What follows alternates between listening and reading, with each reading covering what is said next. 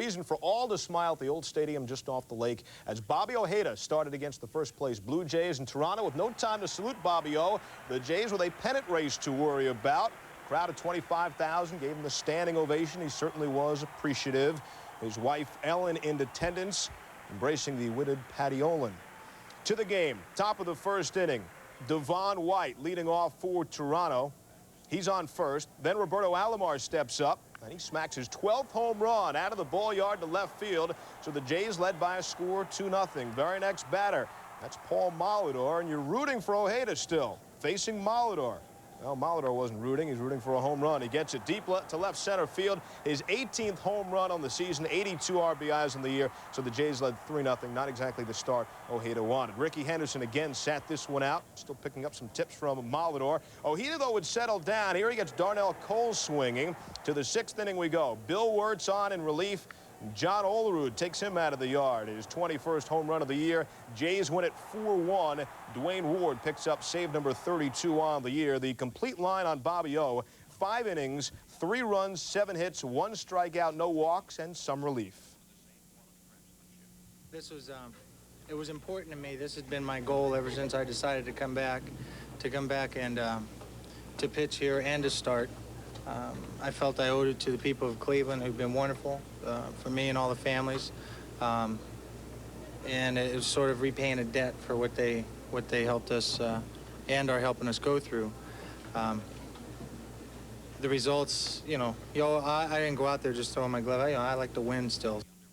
So despite what your box score will tell you, Bobby Ojeda was the winning pitcher in his start against the Blue Jays. So the Jays gained ground on the idle Yankees, who didn't want to be idle but didn't have a choice either, as the opener of their series with Texas was rained out. You can almost hear someone in the background saying, let's play to a 6-game losing streak like bags under your eyes. That's for the last time these two met, June 6th. Mike Mussina drills Bill Hasselman. A bench-clearing brawl ensued. This was a big-time brawl. Lasted some 20 minutes. Well, the fireworks this game supplied by Jay Buhner. Bottom of the first, his terrific season continues. Buhner tags Rick Sutcliffe for a 2-run homer. Mariners led it 4-1. Go to the 9th inning. This is a strange sight. He didn't start. That's Randy Johnson in the role of closer. Strikes out Jack Voigt to end things. So the Mariners win at 8-6. Johnson's first relief appearance since April 25th, 1989.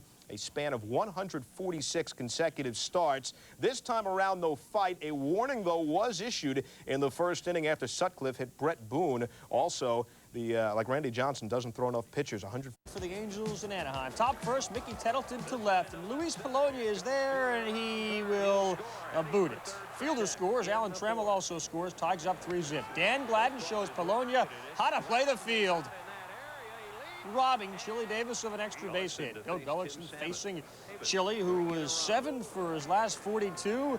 He looked at the curve, swung at the heat, and goes down. Gullickson goes 7 innings, strikes out 3 for a second straight win, and the Tigers take it 7-2. Cecil picks up RBI number 98. Phillips had 3 of the 13 hits for the Tigers. Well, like majors, like minors, fight night in Pawtucket. Red Sox and AAA club against the Syracuse Chiefs.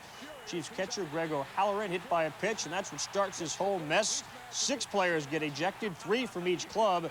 And there were more fireworks in the Paw Sox clubhouse afterwards. Manager Buddy Bailey erupting because the team was watching the replay of this fight on television, and they were laughing about it. No laughing here. The Red Sox lose the game 10-9, and the manager... Been much else. Top of the 5th, 2 outs. Van Poppel, no-hitter to that point. He freezes John Jaha with the inside fastball. Bottom of the 5th, Van Poppel gets finally some run support. Mike Bordick lays down the pretty suicide squeeze bunt. That scored Scott Leidy. Top of the 6th, nobody out. Juan Bell on with a walk. Pat Listash breaks up the no-no with a single. The Brewers would threaten late in the inning. With the bases loaded, Van Poppel gets B.J. Surhoff, the 1-2-3 double play. He escapes the inning unscathed, and the Cheeseheads bite their hats, leave the park unhappily. A's win it by a score of 4-1. Catcher Terry Steinbach will miss the rest of the season, a fractured right wrist. Robin Yount tied Reggie Jackson for 11th on the all-time list for games played. That would be 2,820. That's a lot of innings. Just one game in the National League, Mets and the Reds passing the time. Bottom of the 3rd. 2-1 New York. Former Met Kevin Mitchell launches the Sid Fernandez pitch over the center fielder. Ryan Thompson over the center field wall as well. Bottom 5 tied at 2. Hal Morris tries to break the tie. Joe Orsulak going over the wall to make the great catch. So we're still tied. Mets will come back, top 7. Jeremy Burnitz, can of corn, right? Should be the easy out. Whoops. Randy Milligan misjudges the ball. First of 2 consecutive Reds errors led to 4-2 New York. Top 7, Mets up 4-2. Eddie Murray says, see you later. That would score Ryan Thompson ahead of him, put the Mets on top for good. Murray's 19th final is the Mets 6, and the Reds 2. Sid Fernandez, his first win since April. It's win of the year, but you might say he got lit up. Jeff King takes Burkett deep over the wall left, 3-run shot. Burkett is in hot water early, and he knows it. The Pirates lead 3-zip. Bottom of the second, one of the hottest men in the National League. Carlos Garcia takes Burkett deep over the wall left, a 2-run shot. It's 5-0 Pirates. Garcia 3 for 5 in the night, 3 RBIs. Bottom of the third, nobody out yet. Dusty Baker says, look, you're down 6-zip. I'm going to leave you in. Not. Al Martin pulls a single to right field against Burkett, driving in both Jeff King and Dave Clark. Burkett gives up 8 runs in 2 innings plus, all earned, 9 hits as well. A long night for John Burkett and a short night on the mound. 18-game winner Burkett gets hammered. The Pirates' Carlos Garcia, I mentioned he was hot, hitting .414 in August. That's 29 out of 70. Could the Braves pick up ground? They were home against the Dodgers in the 4th. Ramon Martinez facing Deion Sanders. And Neon Dion singling off Jody Reed's glove here at second to bring in Damon Berryhill. Now, Corey Snyder says, Mark Lemke, what are you doing? You don't test my arm, you're out. Braves lead 3-zip. Dodgers showed some nice hustle. Eric Karros going over the tarp, making the catch, missing the catch, and disappearing from view. Mike Piazza would bring the Dodgers back, though, hitting this blast with Reed on first, number 24. Smoltz knows where it ends up. He doesn't even look. 3-2 Braves. But the key play of the game, Eric Karros, it's a shot at Greg McMichael. Look at the hustle by Ron Gant, making the catch. And the Braves hang on. Yes, you can't touch this, and I wouldn't want to. Braves have won 8 in a row. 8 in a row. Smoltz has won 4 of his last 5. The Braves, why wouldn't? The Braves and Giants meet in Candlestick next Monday. Training with Lenny Dykstra. He doesn't care. There it goes. 14th homer of the year. Solo shot. We're tied at 3. Phillies leading in the 8th, 5-3. 2 on Kevin Stockert. They love this kid. He couldn't hit that much in the minors. He's hitting a ton in the majors. That's why they love him. 8-3. Phillies lead at 10-4 in the 8th with 2 on. Joe Girardi, who kills Phillies pitching no matter what uniform he wears, gets Larry Anderson's pitch to the alley in right center. 2 runs come in. It's 10-6. Could they blow it? 10-7. Bottom of the 9th. Bases loaded for Mitch Williams. Does his best work when he's in hot water. Gets Gerald Clark to meekly ground out the second baseman, Mariano Duncan. Phillies win at 10-7. Wasn't pretty, but they'll take it. They won 6 of the last 7. Big Ben Rivera. The Sox, that's the Red Sox, as close as 1 game in the AL East last week, 3.5 out coming into play, and Blackjack McDowell gunning for his 19th win. It took a while before they got started. A 3-hour and 2-minute rain delay in Boston, but there is Black Jacket in the first. He got some support from Frank Thomas. Leading the league in runs batted in off Aaron Seeley, his 32nd home run. That equals his career high and reaches 100 runs batted in for the season. Tied at 2 in the 6th. Steve Sachs, a broken bat double past Mo Vaughn. Here comes Robin Ventura. Chicago with a 3-2 lead, and they hold on to win it. McDowell, the major's first 19-game winner, 7-1 in his last 8 starts, and typical of him, scattering 10 hits in 8 innings, but allowing just 2 runs, and Thomas reaching 100 runs batted in faster than any White Sox player in history. Also, the Red Sox releasing outfielder Ivan Calderon. He had not started a game. Won in his career against the Yankees, starting for the Rangers. And in the opening inning in trouble, Don Mattingly with 2 on. Remember, he homered to win Sunday's game at his last at-bat. Back-to-back homers. That has happened just one other time in his career. Later in the inning, Gallegos singles to score. Bernie Williams, 5-0 New York. Brown's shortest stint of his career, 1/3 of an inning, and the Yanks led 6-0. Rangers try to rally. Key against Ivan Rodriguez, and he hits this out for his 7th homer. That's not the same guy who caught Mattingly's homer. Key not deterred, facing Rafael Palmeiro, and gets him low and away. 5 strikeouts in 7 innings. The Yanks have an 8-4 lead for Key in the bottom of the 8th. Bernie Williams also had 4 hits and drove in 4, including a home run, as the Yankees crushed Texas 11-4. Brown had won his 8 previous decisions against New York and hoping for the sweep, and gets Manny Lee. And then Doug Strange looks at strike 3. Dan Peltier, the splitter, gets him 10 strikeouts for Melito Perez, working on a 2-hitter and a 1-0 lead in the 6th. 2 on for Juan Gonzalez, and get out of here.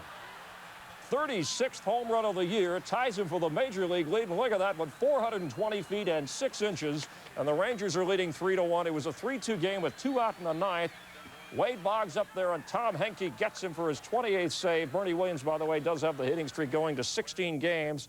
But Texas takes it. Perez has not won consecutive starts this season. Kenny Rogers 5-0 in his career against New York. The Jays playing in Cleveland, and in the opening inning, Ricky Henderson facing Tommy Kramer. And he draws the leadoff walk. And then Devon White also walked. Roberto Alomar batting .322, hits a 3-run homer, his 13th of the year. In fact, the Jays have the top 3 hitters in the league. Kramer lasted 4 batters, didn't get anybody out. Not good. Jack Morris with a 5-0 lead. He really wasn't all that sharp either. At least Ricky didn't think so. 6-0 in the 5th. Glenn Allen Hill pops it up. Tony Fernandez doesn't hang on. Opportunity there for Carlos Baerga. And he delivers, scoring Sandy Alomar, who had a couple of hits, and Hill scores.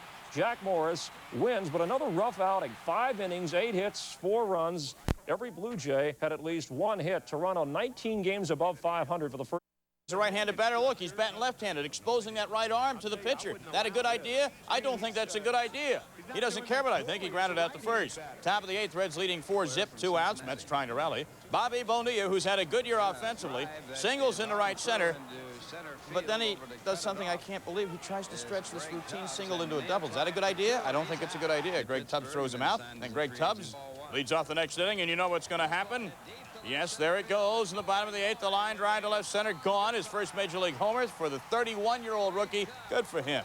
You got to reward perseverance, and the Reds go on to shut out the Mets 6-0. There's nothing else to reward in Cincinnati this year. The Reds end a season-high 7-game losing streak. I speak the truth. Joe Oliver, Greg Tubbs, and Sabo all homered for the Reds. In Houston, the Astros hosting the Marlins, and glad of it because Darryl Kyle wins again 4-zip. His 3rd complete game and 2nd shutout of the year.